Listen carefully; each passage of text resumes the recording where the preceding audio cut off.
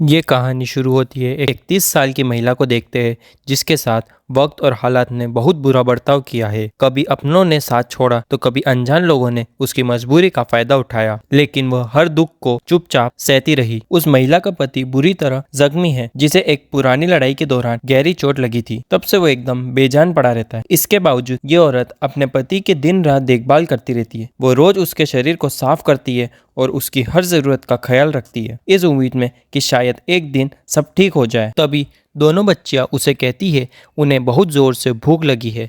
घर में ना खाना बचा है, ना ही पीने का पानी। ये देखकर वो और भी ज़्यादा परेशान हो जाती है। वो बेटियों के साथ पड़ोसी के पास जाती है, पर वहाँ से भी कोई मदद नहीं मिलती।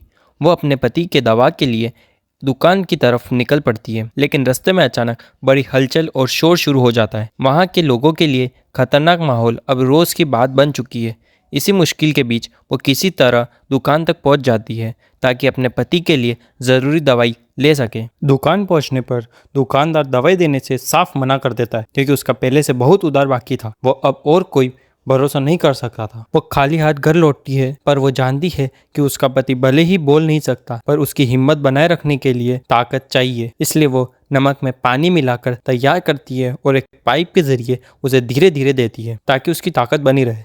वो अभी भी नहीं जानती कि उसका पति उसकी बातें समझ रहा है या नहीं, लेकिन वो उसे इस हाल में कभी नहीं छोड़ सकती। वो अब भी नहीं जानती कि उसका पति उसकी बातें समझ पा रहा है या नहीं, फिर भी वो हर बार बाहर जाने से पहले उससे बातें शेयर करती है। वो उसे बताती है कि वो कहाँ जा रही है और क्यों जा रही है। वो कुछ पल तक उसके चेहरे को देखती रहती है, मानो किसी जवाब का इंतजार कर रही हो। फिर वो चुपचाप घर से निकल जाती है। इस पूरे शहर में उसका एक ही रिश्ता बचा है, उसकी आंटी। हालात इतने मुश्किल हो चुके हैं कि अब किसी मदद की सख्त जरूरत है, और इसी उम्मीद में वो अपनी आंटी के घर का दरवाजा खटखटाती है। महिला अपनी आंटी के घर पहुंच जाती है, पर वहाँ एक अनजान औरत मिलती है जो कहती है कि उसे कुछ नहीं पता और वो मदद नहीं कर सकती। महिला पूरी तरह टूट जाती है और मायूस होकर घर लौट आती है। वो अपने पति को बताती है कि शायद आंटी भी शहर छोड़कर चली गई है। अब उनके पास ना खाना है, ना पानी, और बाहर सिर्फ खतरनाक शोर और हलचल है। वो अपने पति से अपना दुख बताती है, इस मुश्किल वक्त में उनका साथ छोड़ दिया। वो कहती है शायद उन्हें लगने लगा था कि अब हालात कभी नहीं सुधरेंगे, इसलिए उन्होंने अपना रास्ता चुन लिया। वो उन दोनों को याद करती है जब उसका पति एकदम ठीक था और इस परिवार की सबसे बड़ी ताकत हुआ करता था, जो हर मुश्किल का सामना सबसे पहले करता था। महिला बताती है कि उसका पति पहले से एक बड़ी जिम्मेदारी निभा रहा था, पर वहाँ उनके कुछ साथियों ने उन्हें धोखे से गहरी चोट पहुंचाई, जिसकी वजह से वो आज इस हाल में है। रात होती ही घर में अंधेरा हो जाता है और बच्चों को लगता है कि उनके पिता उनसे नाराज है, इसलिए वो उनसे बात नहीं करता। महिला अपने दुख में बिल्कुल टूट चुकी है। अगली सुबह डॉक्टर आता है, पर महिला उसे अंदर नहीं आने देती, क्योंकि वो किसी अनजान को उस हाल में अपने पति के आसपास नहीं देखना चाहती। डॉक्टर उसे समझाता है कि उसे अपने पति की हालत और उनकी चोट का पूरा ख्याल रखना होगा और ध्यान देना होगा कि वो ठीक हो रहे हैं या नहीं। डॉक्टर के जाने के बाद वो उन्हें देखती है और उसे एहसास होता है कि अभी तक कोई सुधार नहीं आया है। बाहर अचानक ऐलान होता है कि सबको हिफाजत के लिए खतरनाक चीज़ें बांटी जा रही है। महिला समझ जाती है कि हालात और ज़्यादा बिगड़ने वाले हैं। वह तुरंत अपने बच्चों को लेकर एक पुराने तहखाने में छुप जाती है, जहां बाकी लोग भी बैठे हैं। अचानक बाहर बड़ी हलचल और तेज शोर पड़ जाता है। शोर शांत होने के बाद महिला हिम्मत करके बाहर आती है। चारों तरफ पत्थर और टूटी हुई चीज़ें फैली हुई है। वो अपने पति के शरीर से धूल साफ करती है और उनकी आंख में दवा डालती है। तभी उसे बाहर एक खतरनाक गाड़ी दिखती है और उसे एहसास होता है कि मुश्किल अभी गई नहीं है। वो खुद को संभालने की कोशिश करती है, पर डर बरकरार है। एक और तेज शोर होता है और घर की खिड़कियां टूट जाती है। कुछ बाहर के लोग अचानक घर के अंदर आ जाते हैं। जब उन्हें लगता है कि आदमी हिलेगा नहीं, तो वो उसकी घड़ी और अंगूठी निकाल लेते हैं। वो घर की तलाशी लेते हैं, पर उन्हें कुछ नहीं मिलता। वो जाने ही वाले होते हैं कि उनकी नज़र पति की उस पुरानी वर्दी पर पड़ती है। वर्दी देखकर वो लोग बिना कुछ कहे वहां से चले जाते हैं। महिला को राहत मिलती है कि उनका पति अभी उनके साथ है, पर तभी उसे खबर मिलती है कि पड़ोसी के साथ बहुत बुरा बर्ताव हुआ है, और वो समझ जाती है कि बच्चा का अब यहाँ रुकना बिल्कुल सही नहीं है। वो उन्हें लेकर तुरंत उसी पुराने घर में जाती है जहाँ पहले आंटी रहती थी। वही अनजान औरत दरवाज़ा खोलती है और पहले मना करने के बाद तरस खाकर महिला को एक पता देती है। महिला वहाँ पहुँचती है और अपनी आंटी से मिलती है। उसे पता चलता है कि आंटी की ज़िंदगी बहुत कठिन हो चुकी है और वो हालत की वजह से एक ऐसे मुश्किल रास्ते पर है जिसके बारे में वो किसी को बता नहीं सकती। महिला उन्हें बच्चों को अपने पास रखने की गुजारिश करती है ताकि वो कम से कम यहाँ सुरक्षित रहे। आंटी बच्चों को रखने के लिए तैयार हो जाती है। वो महिला को बताती है कि उनका अतीत कितना मुश्किल रहा है और कैसे हर बड़ी मुश्किल का सामना करके खुद को मजबूत बनाया है। वो महिला को कुछ मदद देती है ताकि वो अपनी ज़रूरत पूरी कर सके। महिला एक उम्मीद लेकर अपने पति के पास वापस लौट आती है। महिला अब अपने पति के सामने अपने दिल की हर वो बात कहने लगती है जो उसने सालों से दबाई हुई थी। वो बताती है कि उनकी शादी को इतने साल हो गए पर उनके रिश्ते में हमेशा एक अजीब सी खामोशी और दूरी बनी रही है। वो उन पुरानी यादों को याद करती है जब वो हमेशा अपने काम और जिम्मेदारियों में इतने उलझे रहते थे कि परिवार को कभी वक्त नहीं दे पाए जिनकी उन्हें सबसे ज़्यादा ज़रूरत। वो उसे याद दिलाती है कि शादी के वक्त भी वो पास नहीं था और उनका रिश्ता एक तस्वीर के ज़रिए शुरू हुआ था। वो बताती है कि उसे अपने पति को कभी ठीक से जानने का मौका ही नहीं मिला।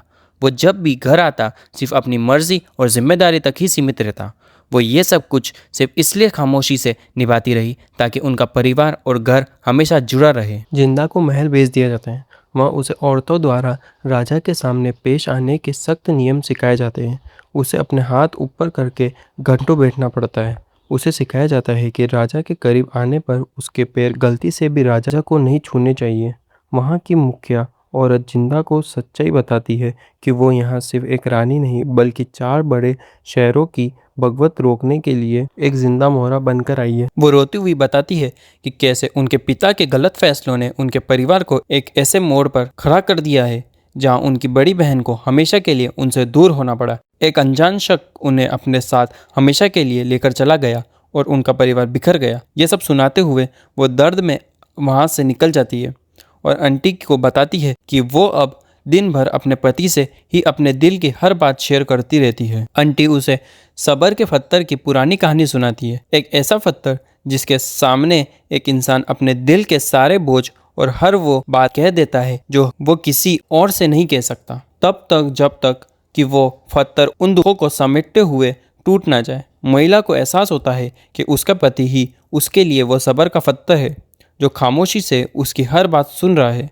अगली सुबह वो उनके पास जाती है, उन्हें साफ करती है और पहली बार उनके लिए अपना गहरा लगाव और अपनापन जाहिर करती है। वो अपने अंदर दबे हर एहसास को बाहर निकाल रही है। वो बताती है कि कैसे शुरुआत से लेकर आज तक वो सिर्फ अपनी जिम्मेदारी को पूरा करने में उलझी रही।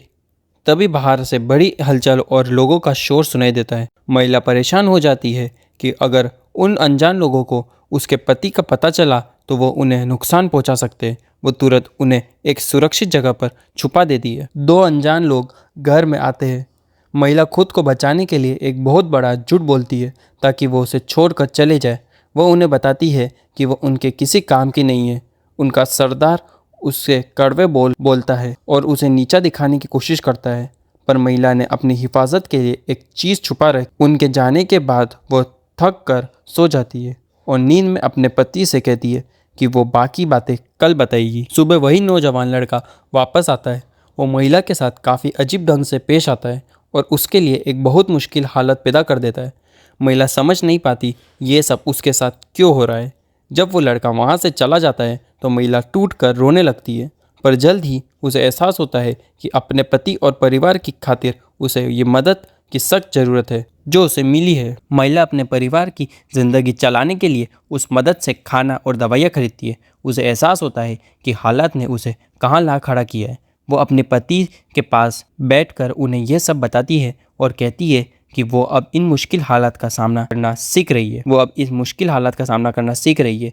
वह उस नौजवान लड़के के बारे में भी बातें करती है और धीरे धीरे अपने दिल का बोझ हल्का करती है। वही नौजवान लड़का दोबारा लौटता है। वो देखती है कि उस लड़के ने उसके घर की टूटी खिड़की भी ठीक कर दी है। वो अपने पति के पास बैठती है और उन्हें उस नौजवान लड़के के बारे में बताती है। वो कहती है कि पहले उसे उस पर गुस्सा आता था, पर अब वो उसे एक ऐसे शख्स के तौर पर देखती है जो खुद ज़िंदगी की राहों में भटका हुआ है। वो अपने मन का बोझ हल्का करती है और उनसे बातें करते हुए थोड़ा सुकून महसूस करती है, क्योंकि उसे लगता है कि कोई तो है जो उसकी खामोशी को समझ रहा है। वो अपने पति से कहती है कि उसे अब समझ आ रहा है कि उसकी ज़िंदगी में असली मुश्किल कहाँ थी। वो बताती है कि उस नौजवान लड़के ने उसे कोई नुकसान नहीं पहुँचाया, बल्कि उसे एहसास हुआ कि पुरानी यादें बंदिशों ने उसे ज़्यादा दुख दिया है। उसे लगता है कि जिन चीज़ों को वो हमेशा सही मानती रही वही उसकी खामोशी और उदासी की वजह थी। और इस बार वो बहुत शांत है। वो हमेशा से बिल्कुल अकेला रहा है और उसका बचपन कितना मुश्किलों में गुजरा है। वो पहली बार किसी के सामने अपना दिल खोल कर रखता है और इमोशनल हो जाता है। महिला की आंखों में आंसू आ जाते हैं और उससे एहसास होता है कि इस दुनिया में हर कोई अपनी जगह किसी न किसी दुख से गुजर रहा है।